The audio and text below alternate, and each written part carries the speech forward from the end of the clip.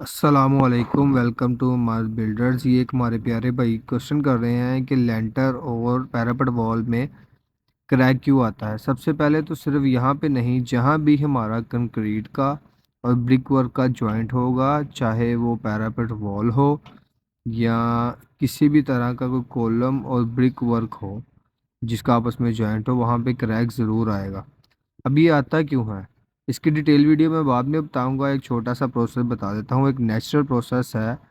जो हमारी कंक्रीट है वो मौसम के लिहाज से सिकुड़ती और फैलती है, और ब्रिक वर्क का इस पर कोई असर नहीं होता। इसीलिए कंक्रीट के फैलने और सिकुड़ने की वजह से मूवमेंट होती है। उस मूवमेंट की वजह से इसके जॉइंट में आपस में क्रैक आ जाता है, और इस मूवमेंट को हम थर्मल एक्सपेंशन का नाम भी देते हैं।